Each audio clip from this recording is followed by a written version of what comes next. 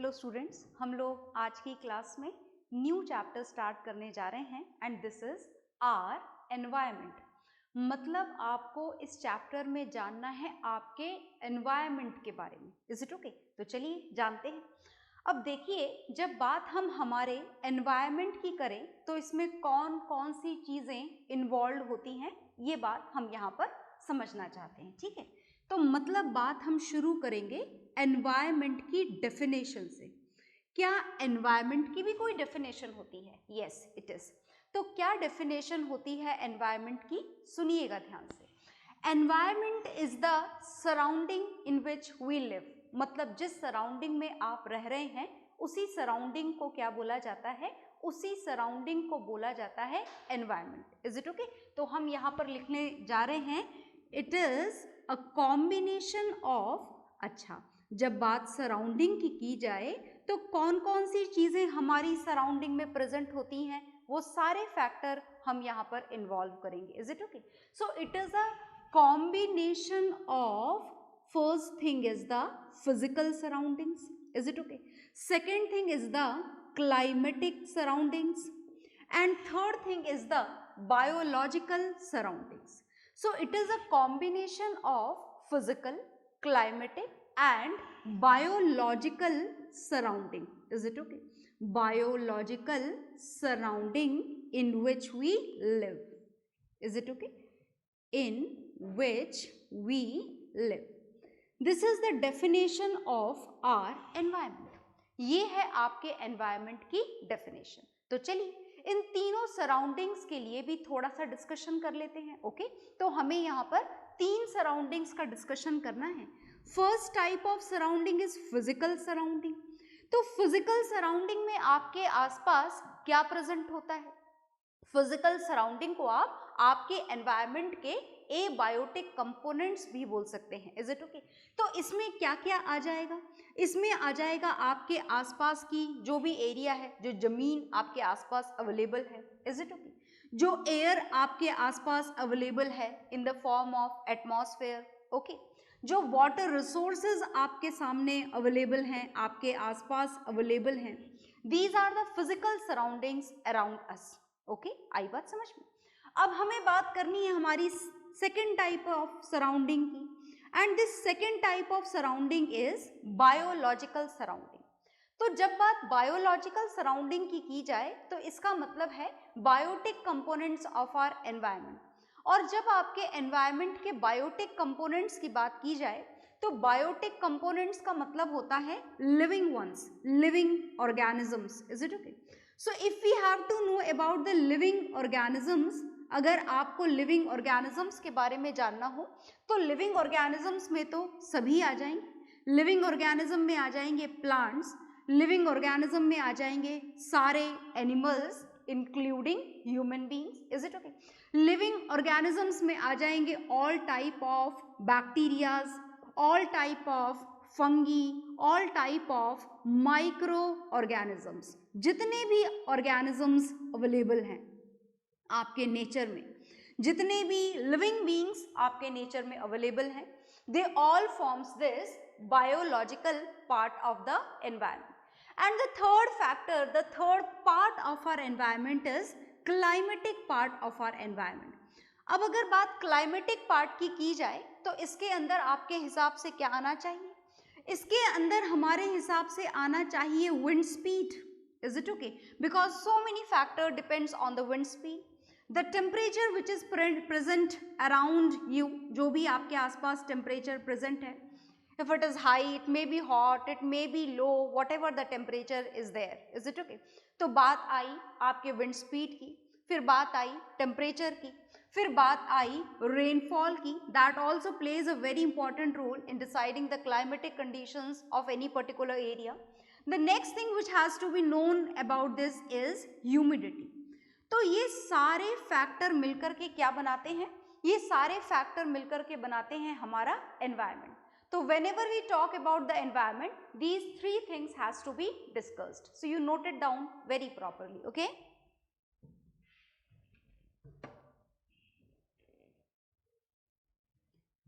हाँ जी, तो आपने एनवायरनमेंट नोट डाउन कर लिया होगा। ये एनवायरनमेंट की आपके सामने कंप्लीट डेफिनेशन लिखी गई थी। अगर आपसे एग्जाम में पूछा जाए define environment, then all which is there on the board, everything has to be written. आपको ये सब लिखना था, आप लिखेंगे इस सबको। पर हमसे अब कोई एनवायरनमेंट की डेफिनेशन नहीं पूछता है। We are the student of class 10th, तो 10th क्लास में आपसे कोई एनवायरनमेंट की डेफिनेशन शायद ही पूछे, ना पूछेंगे ऐसा तो कंफर्म तो नहीं कह सकते, पूछी भी जा सकती है, पर most probably it is not going to come in the exams. तो फिर और क्या हमको यहाँ पर इस चैप्टर में जानना है एनवायरनमेंट के साथ में। अब देखिए बात क्या है, ये जो एनवायरनमेंट है स्पेशली अगर इसमें रोल देखा जाए तो हमारा है, और हमारा रोल होना भी चाहिए because we have a lot of brain, और साथ ही साथ में there is a large population of the human beings. हम बहुत सारे हैं, अगर बात करी जाए सबसे ज़्यादा किसी भी स्पीशीज़ की तो शायद हमारी पॉपुलेशन ही है जो एनवायरनमेंट में सबसे ज़्यादा है।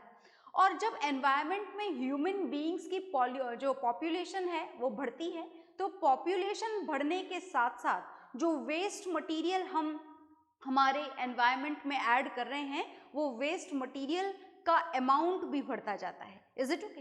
तो अगर बात वेस्ट की जाए तो ये वेस्ट हमारे एनवायरनमेंट के लिए बहुत इंपॉर्टेंट है, क्योंकि ये वेस्ट ही है जो आपके एनवायरनमेंट में अगर सही तरीके से एक्यूमुलेट नहीं किया गया तो आपके एनवायरनमेंट को इतना ज़्यादा पॉल्यूट कर देगा कि आप इसमें रहने लायक नहीं बचेंगे। Is it okay?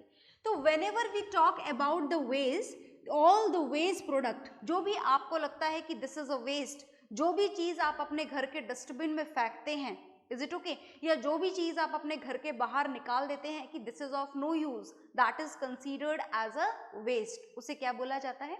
उसे वेस्ट बोला जाता है। Is it okay?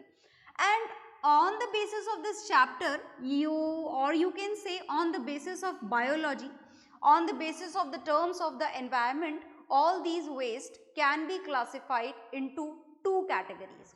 In waste को हम कितनी categories में divide करेंगे? two categories में divide करेंगे। तो इन two categories में से जो first आपको देखने हैं वो है बायोडिग्रेडेबल वेस्ट। कौन से वेस्ट आपको सबसे पहले पढ़ने हैं? आपको सबसे पहले पढ़ने हैं biodegradable waste. Biodegradable and the second type of waste are non biodegradable waste. तो दो टाइप के वेस्ट आपको पढ़ने हैं, biodegradable waste and non biodegradable waste. तो हम इनका मतलब समझना चाहते हैं पहले तो, और मतलब समझने से पहले हम इनके कुछ एग्जाम्पल्स लिख लेते हैं ताकि आपके दिमाग में एक प्रॉपर इमेज जो है वो क्रिएट हो जाए कि आखिर ये बायोडिग्रेडेबल हैं और ये नॉन बायोडिग्रेडेबल हैं। तो the biodegradable waste are the peels of vegetables and fruits. बहुत ध्यान से देखिएगा, आपको पता है इन सारी बातों के बारे में जो मैं आपको बताने जा रही हूँ, इसमें से आप 30% या यूँ कह सकते हैं कि ऑलमोस्ट 50% बातें आपको ऑलरेडी पता हैं, आपको याद हैं। Is it okay? तो आप बहुत ध्यान से सुनिएगा ताकि बची हुई 50% भी आपको अच्छी तरीके से याद हो जाए। तो हम पढ़ने जा रहे हैं यहाँ पर बायोडिग्रेडेबल वेस्ट के एग्जाम्पल्स, और उसके बाद में हम जानेंगे कि actually what is the meaning of biodegradable and non biodegradable waste. Okay, तो फर्स्ट जो हमने यहाँ पर एग्जाम्पल लिखा है, this is the peels of vegetables. Peels of vegetable के साथ में आ जाएगा आपके फ्रूट्स, फिर आ जाएंगी डेड एंड डिकेड लीव्स या प्लांट का कोई सा भी पार्ट। Is it okay? सिर्फ लीव्स ही नहीं, आप कोई सा भी प्लांट का कोई सा भी हिस्सा यहाँ पर कंसीडर कर सकते हैं। It may be the stem of the plant, it may be the roots of the plant, it may be the stem of the plant, any part of the plant can be considered as the biodegradable waste if it is dead. Is it okay? तो आगे देखिएगा, इसके साथ में जो cattle डंग होता है, जो वेस्ट प्रोडक्ट होता है, कैटल डंग और एनिमल डंग, किसी भी एनिमल का waste product, that is also considered as the biodegradable waste and many more. और भी ढेर सारे एग्जाम्पल हैं इस बायोडिग्रेडेबल वेस्ट। अब हम पढ़ने जा रहे हैं examples of non biodegradable waste. तो चलिए देखते हैं। नॉन बायोडिग्रेडेबल वेस्ट के एग्जाम्पल्स होते हैं aluminium cans. Aluminium cans are use to fill the cold drinks and all. फिर आप जो प्लास्टिक बैग्स यूज करते हैं दे आर नॉन बायोडिग्रेडेबल.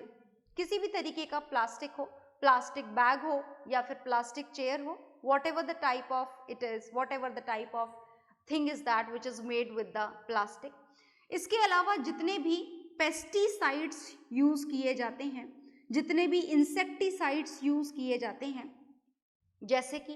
जैसे एक मेन जो इंसेक्टिसाइड पेस्टिसाइड यूज किया जाता है, this is DDT. This is another is BHC. BHC आपने नाम पहले भी सुना हुआ है. This is benzene hexachloride. Is it okay? तो ये है आपके नॉन बायोडिग्रेडेबल वेस्ट. खत्म नहीं हुई है इसकी लिस्ट बहुत लंबी है नॉन बायोडिग्रेडेबल वेस्ट की. बायोडिग्रेडेबल वेस्ट की भी लिस्ट तो बहुत लंबी है, पर they do not harm our environment, तो आप इसकी लिस्ट आधी भी छोड़ देंगे तो चलेगा. यहाँ की लिस्ट के बारे में सोचना थोड़ा ज़्यादा ज़रूरी है. अब आखिर हमें मतलब शायद आपको थोड़ा बहुत इन वेस्ट के नाम के साथ में समझ में आ गया होगा कि बायोडिग्रेडेबल का क्या मतलब होता है और नॉन बायोडिग्रेडेबल का क्या मतलब होता है. सुनिएगा ध्यान से. बायोडिग्रेडेबल, बायोडिग्रेडेबल ये इन 3 शब्दों से मिलकर बनाया हुआ है. बायोडिग्रेडेबल मतलब ये जितने भी वेस्ट हैं दे कैन बी डीकम्पोज्ड. इन सब का क्या पॉसिबल है? इन सब का डीकम्पोजिशन पॉसिबल है. डीकम्पोजिशन रिएक्शन आप केमिस्ट्री में पढ़ चुके हैं. तो all these waste product can be decomposed into simpler substances. ये जितने भी वेस्ट आपने देखे हैं, these all waste can be changed into the simpler substances. इन सबको हम सिंपलर सब्सटेंसेस में कन्वर्ट कर सकते हैं. सिंपलर सब्सटेंसेस में कन्वर्ट होने के बाद में ये हमारे नेचुरल सॉइल में ऐड हो जाते हैं और सॉइल में ऐड होकर के सॉइल के अंदर ढेर सारे मिनरल्स ऐड कर लेते हैं and these minerals are used up again by the plants. दोबारा से इन मिनरल्स को कौन यूज कर लेता है? प्लांट्स यूज कर लेते हैं. Is it okay? आ गई बात समझ में? जो नॉन बायोडिग्रेडेबल वेस्ट हैं they can not be decomposed. आप इनको डीकम्पोज नहीं कर सकते हैं. They can't be decomposed, they can't be decomposed into any simpler substance. आप इसको किसी भी सिंपलर सब्सटेंस में कन्वर्ट नहीं कर सकते हैं, किसी के थ्रू भी नहीं कर सकते हैं. बैक्टीरिया के थ्रू, एंजाइम के थ्रू, ऑक्सीजन की प्रेजेंस में, ऑक्सीजन की एब्सेंस में, any how these non biodegradable substances cannot be changed into the simpler substances. Is it okay? तो आगे देखिएगा, अगर बात बायोडिग्रेडेबल सब्सटेंसेस की जाए तो ये जितने भी बायोडिग्रेडेबल वेस्ट यहाँ पर लिखे हुए हैं दे do not harm the environment. ये हमके जो एनवायरमेंट है उसको बहुत ज़्यादा नुकसान नहीं पहुँचाते हैं. अच्छा, उसके लिए भी एक कंडीशन है. ऐसा नहीं कि आप खुले में सारा कचरा पड़े रहने दो, फ्रूट्स ऑफ जो पील्स ऑफ फ्रूट्स हैं उनको बाहर डाल दो, कैटल डंग बाहर डाल दो, ये जितनी भी चीज़ें लिखी हैं बाहर डाल के गड्ढा इकट्ठा कर दो और बनते रहो, उसके अंदर इकट्ठा होता रहे, उसमें सड़ता रहे, उसमें बहुत सारे जो ब्रीडिंग प्लेसेस हैं छोटे छोटे ऑर्गेनिजम्स के बन जाएं. ऐसा नहीं. तो ये आपके हार्म ना करें आपके एनवायरनमेंट को, उसके लिए ज़रूरी है कि इनको प्रॉपर ट्रीट किया जाए, इनका प्रॉपर ट्रीटमेंट हो. जैसे गड्ढा खोद के इसे कंपोस्ट में कन्वर्ट करा जाए या फिर बायोगैस में कन्वर्ट करा जाए. तो मतलब ये है they do not harm the environment if, condition है, if they are managed properly. अगर आप इसका मैनेजमेंट प्रॉपर तरीके से करोगे, if they are managed properly, in that condition only they do not harm the environment. जैसा कि मैंने आपको बताया कि these waste can be used for the preparation of compost, these can be used for the preparation of biogas. So something useful can be prepared by the use of these biodegradable waste. But when we talk about the non biodegradable waste, तो आप इस non biodegradable waste को किसी भी तरीके से useful तरीके से कंपोस्ट, बायोगैस या ऐसी किसी भी काम की चीज में कन्वर्ट नहीं कर सकते। मतलब ये बिल्कुल तय है, बिल्कुल कंफर्म है कि ये आपके एनवायरनमेंट को क्या करेंगे, डेफिनेटली हार्म करेंगे। दे हार्म द एनवायरनमेंट, ये आपके एनवायरनमेंट को डेफिनेटली हार्म करेंगे। पर हाँ, एक कंडीशन है, हम इस एनवायरनमेंट के हार्म को थोड़ा सा कम कर सकते हैं। It can be reduce, this harm can be reduce. कैसे रिड्यूस कर सकते हैं, समझ गए ना आप, by the less use of all these things, या फिर बाय द रिसाइकलिंग प्रोसेस। आप इनको रिसाइकल कर सकते हैं। क्या कर सकते हैं आप इनको, रिसाइकल कर सकते हैं, या फिर ये बोलें कि रीयूज भी कर सकते हैं रिसाइकल के साथ साथ। जैसे कि एल्यूमिनियम कैंस हैं, वो रद्दी वाला आता है ना आपके घर से जो सारा कचरा लेके चला जाता है, वो aluminium cans, is it okay, जो पेपर है, वो सारी चीजें लेकर के चला जाता है, and these can be recycled. So the new aluminium cans can be prepared again, is it okay. पर हाँ, सबसे अच्छा तरीका है कि हम इन सामानों को थोड़ा कम काम में लें, इन चीजों को हम थोड़ा कम यूज करें। ओके, तो आप इन दोनों डिफरेंसेस को नोट डाउन कर लीजिए, पर हम इनके बारे में थोड़ा सा और जानेंगे। ओके,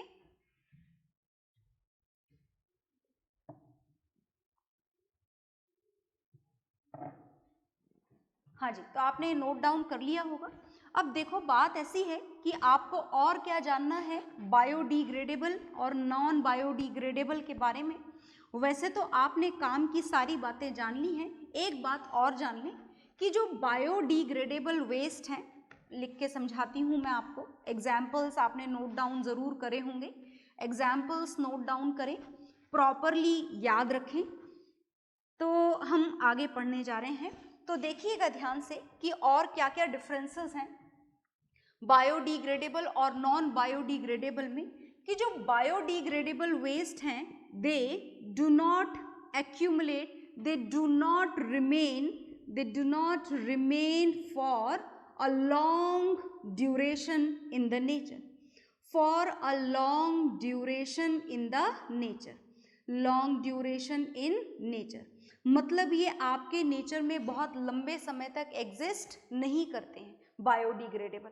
कहीं ना कहीं धीमे धीमे लंबे समय के बाद, थोड़े कम समय के बाद किसी ना किसी तरीके से ये डिग्रेड हो ही जाते हैं, डीकम्पोज हो ही जाते हैं, ये ऐसे सब्सटेंस में कन्वर्ट हो ही जाते हैं जो आपके नेचर को नुकसान ना पहुंचाए। Is it okay. पर ये जो नॉन बायोडिग्रेडेबल सब्सटेंसेस हैं, they remain for a long duration in the environment, they remain for a long duration in the environment, for a long duration in the environment, and as they remain for a long duration in the environment, ये बहुत लंबे समय के लिए रहते हैं और बहुत लंबे समय तक रहते हैं, और जब तक ये रहते हैं तब तक ये आपके एनवायरनमेंट को क्या करते रहते हैं, हार्म करते रहते हैं, नुकसान पहुंचाते रहते हैं। जितना लंबा रहेंगे उतना लंबा नुकसान पहुंचाएंगे, क्योंकि डीकम्पोज होकर के ये किसी और सब्सटेंस में तो कन्वर्ट होते ही नहीं है। Is it okay. तो आप इन दोनों डिफरेंसेस को भी नोट डाउन कर लीजिए।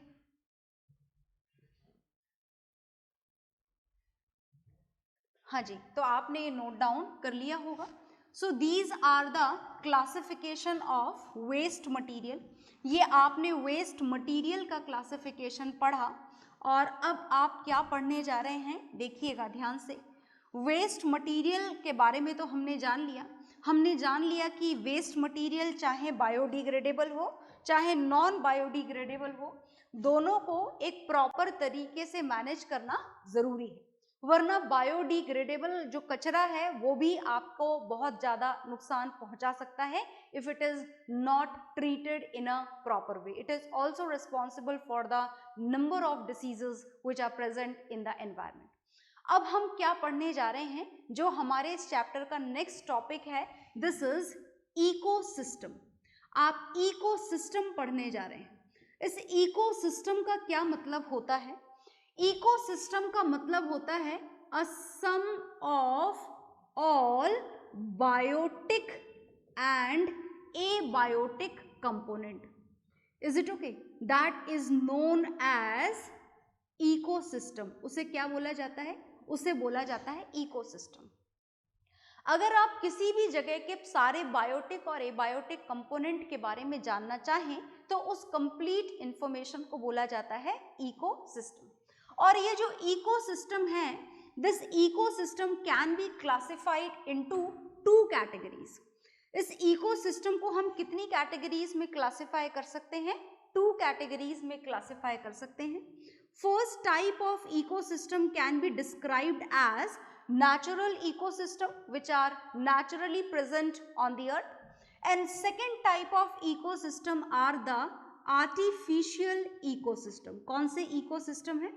artificial। artificial का मतलब तो आप समझते ही हैं, artificial का मतलब who are man made, जिनको artificially prepare किया गया हो उनको बोला जाता है artificial ecosystem। Is it okay? तो चलिए दोनों के बारे में समझते हैं। हमें पढ़ना है नेचुरल इकोसिस्टम और आर्टिफिशियल इकोसिस्टम के बारे में। तो नेचुरल का मतलब जो ऑलरेडी प्रेजेंट होते हैं, जैसे कि नेचुरल इकोसिस्टम का मतलब क्या हो गया? जैसे नेचुरल इकोसिस्टम का मतलब हो गया पॉन्ड। बात समझ में आ गई? तो पॉन्ड कैसा सिस्टम है? एक नेचुरल इकोसिस्टम है जिसके अंदर बायोटिक और एबायोटिक दोनों कंपोनेंट प्रेजेंट हैं। फिशेस भी प्रेजेंट है बायोटिक कंपोनेंट के रूप में और वाटर भी प्रेजेंट है एबायोटिक कंपोनेंट के रूप में। Is it okay? तो that means ecosystems can be classified into 2 categories, natural and artificial ecosystem, जिसमें आपने लिखा यहाँ पर एक एग्जाम्पल पॉन्ड, दूसरा एग्जाम्पल आप लिख सकते हैं यहाँ पर सी, तीसरा एग्जाम्पल ओशंस, चौथा एग्जाम्पल रिवर्स, या फिर बड़े बड़े जो ग्रास लैंड्स आप अपनी एसएसटी में पढ़ चुके होंगे। Is it okay? They all are involve in the category of natural ecosystem. कोई सा भी forest that is also a natural ecosystem. Is it okay? जिसके अंदर दोनों कंपोनेंट्स का इन्वॉल्वमेंट होता है, बायोटिक कंपोनेंट्स का भी और एबायोटिक कंपोनेंट्स का भी। Is it okay? Now we are going to know about the artificial ecosystem। Artificial ecosystem का मतलब जिसे ह्यूमन ने आर्टिफिशियली प्रिपेयर किया है। तो अगर बात इन आर्टिफिशियल इकोसिस्टम की जाए, so the example is aquarium.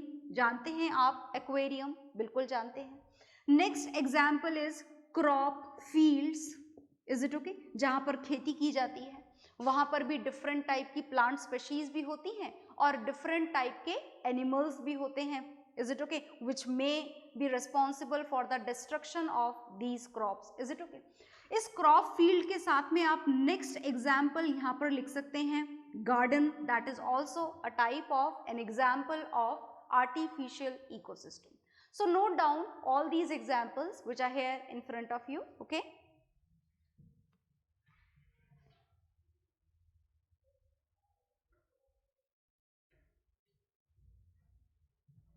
तो आपने ये नोट डाउन कर लिया होगा। अब हम इसके बाद में क्या पढ़ेंगे, ये जो आपने इकोसिस्टम की डेफिनेशन जो लिखी है और इस डेफिनेशन में आपने जो लिखा है ऊपर, that is the sum of biotic and abiotic component is known as ecosystem. So finally we have to know about these components here. In components के बारे में हम थोड़ा डिटेल में जानेंगे, बायोटिक कंपोनेंट्स के बारे में और एबायोटिक कंपोनेंट्स के बारे में। Is it okay? तो चलिए सबसे पहले हम यहाँ पर जानने जा रहे हैं बायोटिक कंपोनेंट्स के बारे में। तो जो बायोटिक कंपोनेंट्स होते हैं वो क्या होते हैं, सुनिएगा ध्यान से। वैसे तो हम बहुत अच्छे से जानते हैं कि बायोटिक कंपोनेंट्स का मतलब, बायोटिक वर्ड जहां पर भी आ जाए, बायोटिक वर्ड का मतलब होता है लिविंग ऑर्गेनिजम्स। क्या मतलब होता है इसका? Living organisms. Is it okay? तो क्या हम यहाँ पर लिविंग ऑर्गेनिजम्स का कोई क्लासिफिकेशन करने जा रहे हैं? बिल्कुल, हम क्लासिफिकेशन करने जा रहे हैं। So when we are going to classify this biotic component, then it can be classified into 3 categories। कितनी कैटेगरी में आप इस बायोटिक कंपोनेंट को क्लासिफाई करेंगे? आप बायोटिक कंपोनेंट्स को 3 कैटेगरीज में क्लासिफाई करेंगे।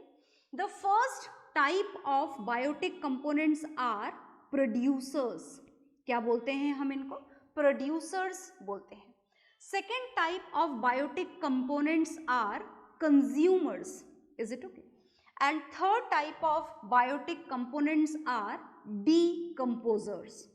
तो हमें इन तीनों के बारे में जानना है कि आखिर इसमें क्या क्या इन्वॉल्व होता है। तो बात अगर प्रोड्यूसर्स की जाए तो प्रोड्यूसर्स तो हम बहुत अच्छे से जानते हैं। प्रोड्यूसर्स की कैटेगरी में आते हैं ग्रीन प्लांट्स। क्यों आते हैं? Because green plants can prepare their own food by the process of photosynthesis which uses some of the material like sunlight, जानते हैं ना? बिल्कुल। Another is carbon dioxide, another is water and the last is chlorophyll. इन सारी चीजों को काम में लेकर प्लांट सिर्फ अपना खाना नहीं, बाकी सारे लिविंग ऑर्गेनिज्म का खाना भी बना देते हैं। पता है आपको? वी डायरेक्टली और indirectly each and every living being depends on the plants for their food. Is it okay? जो सेकंड कैटेगरी है वो है कंज्यूमर्स की। अब कंज्यूमर्स का मतलब क्या होता है? विच कंज्यूम, जो खाने को क्या करें? कंज्यूम करें। अब जब बात कंज्यूमर्स की हो तो कंज्यूमर्स बड़े सारे टाइप के होते हैं। कौन कौन से होते हैं? जैसे फर्स्ट टाइप के कंज्यूमर्स होते हैं herbivores which directly depends on the plant and the example is cow, goat, etc.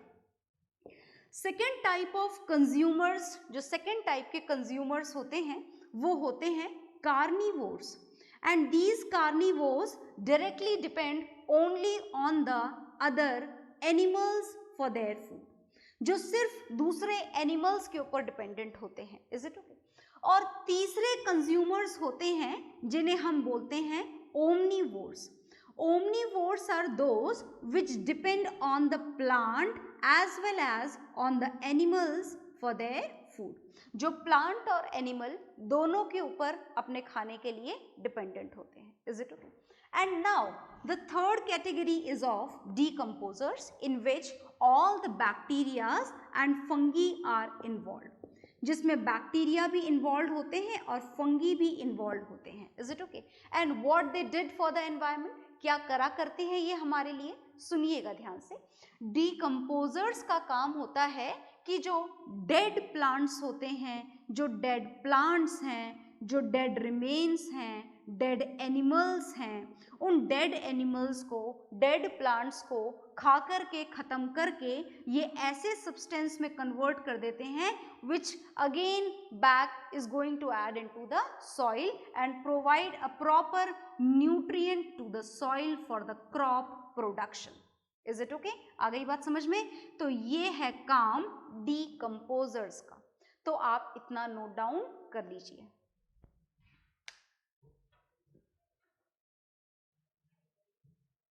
हाँ जी, तो आपने ये नोट डाउन कर लिया होगा और इसके बाद में हमें बायोटिक और एबायोटिक कंपोनेंट्स के बारे में थोड़ा और डिस्कशन करना है, but that will do in the next class. Okay, bye everyone.